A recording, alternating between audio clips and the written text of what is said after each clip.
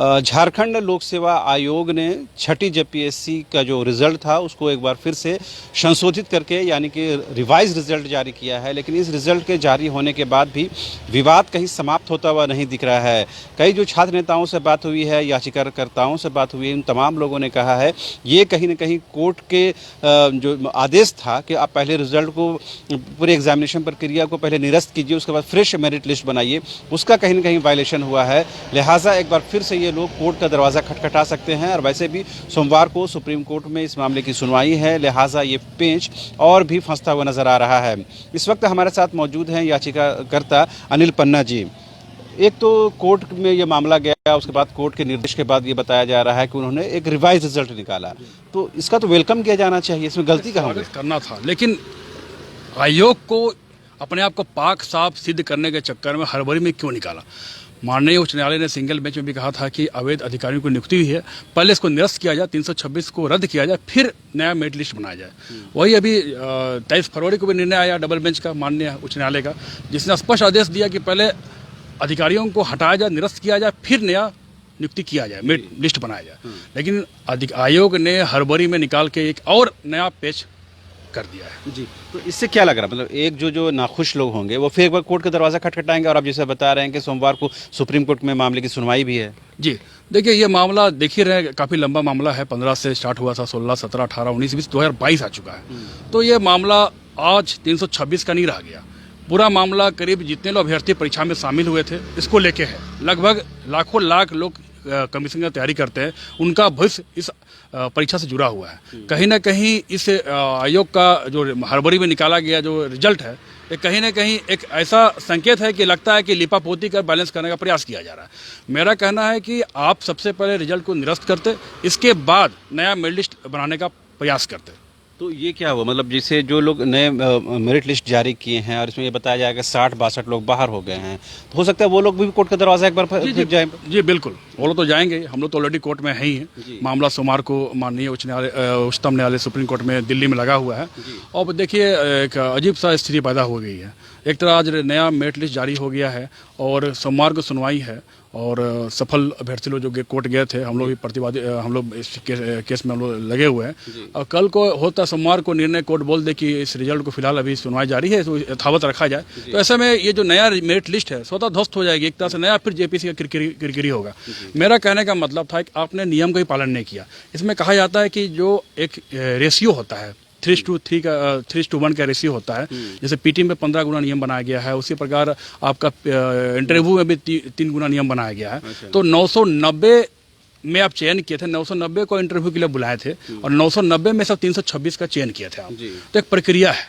लेकिन यहाँ आयोग क्या किया कि आप लगभग जो अनुमान लगाया जा रहा है कि 62 लोगों को बाहर किया गया, तो 62 लोगों को बाहर किया गया मतलब कि 186 लोग को इंटरव्यू में बुलाए होंगे आप। तो 186 को बुलाए होंगे, तो 186 में से 60 लोग का चयन हुआ होगा। तो आपको 62 को बाहर नहीं करना था, आपको 186 को बाहर करना था। आयोग को यह समझ में नहीं आया होगा कि 990 को में से 186 बाहर किसको करें। तो ये समझने वाली बात होगी कि आप 186 को बाहर करते तब बात होता। लेकिन अब यहाँ ये भी मामला आ रहा है कि 186 लोग जो गलत थे, जो फेल थे, विषय में फेल थे, वो मुख्य परीक्षा में शामिल होकर इंटरव्यू दिए। ऐसे परिस्थिति में जो लड़के लोग जो बॉर्डर लाइन में थे, जिनका मार्क्स एकदम जो जनरल कट ऑफ था 600 रहा होगा, 597, 98, 99, ऐसे बहुत अभ्यर्थी होंगे जो 186 लोग गलत तरीके से फेल होके इंटरव्यू पहुंचे, और ये लोग तो गलत तरीके से आए, उनको हटाया गया, तो ये लोग तो ऑलरेडी अप होना था इंटरव्यू में।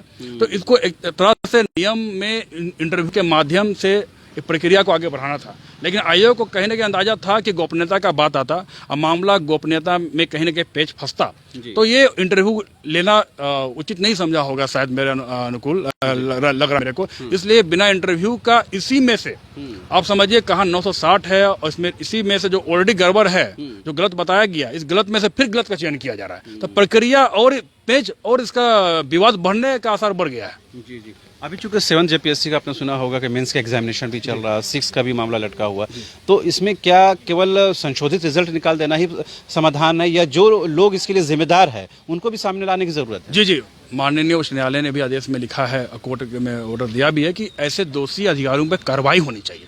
क्या हमेशा छात्र अभ्यर्थी ही भुगतेंगे? क्या इतना लंबा समय बीत गया, 22 साल हो गया आयोग का, आयोग हर बार गलत कर रहा है, चाहे पहला जेपीसी का मामला से लेकर भी 2006 हो या 7वां हो, सब जगह लिपापोती किया गया। 7वां में भी लिपापोती का रिजल्ट संशोधित निकाला गया, ये अलग मैटर है। और मैं छठा में बात कर रहा हूँ क्योंकि मैटर छठा का डिस्कस कर रहा हूँ। 6 जेपीसी में आप समझिए कि 2015 से वैकेंसी आता है, 16 में पीटी होता है, 17 में रिजल्ट आता है, 17 में केस दायर किया जाता है, तो 17, 18, 19, 20, 21, 22 6 साल प्रक्रिया चल रहा है। क्या छात्र परीक्षा का तैयारी करे कि कोर्ट का चक्कर काटे? क्या कोर्ट से ही निर्णय लेना है तो आयोग को बनाया क्यों गया? सारा निर्णय कोर्ट के माध्यम से परीक्षा करवाइए। आयोग जब संवैधानिक संस्था है तो इसको निर्णय स्वयं लेना था। एक जब गलत हो गया, गलत सिद्ध हो गया, कोर्ट ने आदेश दे दिया गलत हुआ है, तो सबसे पहले 326 को निरस्त करना था। निरस्त करने के बाद इसको नया मेरिट लिस्ट बनाना था, लेकिन आयोग ने ऐसा नहीं किया। क्या इस रिजल्ट में, संशोधित रिजल्ट में, क्या पीएच कैटेगरी के लोगों का सिलेक्शन हुआ है? ऐसी खबरें आ रही हैं कि पीएच कैटेगरी के एक भी लड़के का सिलेक्शन नहीं हुआ है। हाँ, ऐसा अभी तक खबर तो है, लेकिन मेरे पास अभी मैं दस्तावेज खोज रहा हूँ। ऐसे गड़बड़ियाँ के भी संकेत मिले हैं, जो गलत तरीके से लोगों को हटाया गया, जो भी हो। गलत सही तो अलग बात है, लेकिन 326 का मामला था, 326 को पहले रद्द करने के बाद ही इसमें चयन प्रक्रिया होती है, एक प्रोसेस होता है, क्योंकि एक बिना प्रोसेस से कुछ होता नहीं है। इंटरव्यू होता कम से कम, इंटरव्यू इसलिए नहीं किया गया, मैंने कहा पहले भी कि गोपनीयता का सवाल, पारदर्शिता का सवाल पे कहीं ना कहीं आयोग घिरेगा। तो आयोग को मालूम है कि जब नंबर डिस्प्ले है, सारा नंबर पब्लिक डोमेन पे रखा हुआ है, आप इंटरनेट में खोज सकते हैं सबका नाम, रोल नंबर और मार्क्स डिस्प्ले में है। तो इस परिस्थिति में आयोग को जानकारी था कि ये मामला और पेचीदा होगा, इसलिए आयोग इस बीच का रास्ता निकाल के लिपापोती कर अपने को पाक साफ बनाने के लिए, जबकि आयोग पाक साफ है नहीं। जितने भी वहाँ अधिकारी है, चाहे पहला से लेकर अभी तक जितने भी अधिकारी हैं, सचिव है, परीक्षा नियंत्रक है, सब में कुछ ना कुछ आरोप लगा है। पुराना रिकॉर्ड भी रहा है, जितने भी अध्यक्ष रहे, सचिव रहे, सब जेल भी गए हैं, जेल में भी है। तब भी आयोग अभी तक अपने आप को सफाई देने में लगा हुआ है कि आयोग सही है, लेकिन आयोग सही नहीं है। पूरा स्टूडेंट का विश्वास उठ चुका है, आयोग से विश्वास उठ चुका है।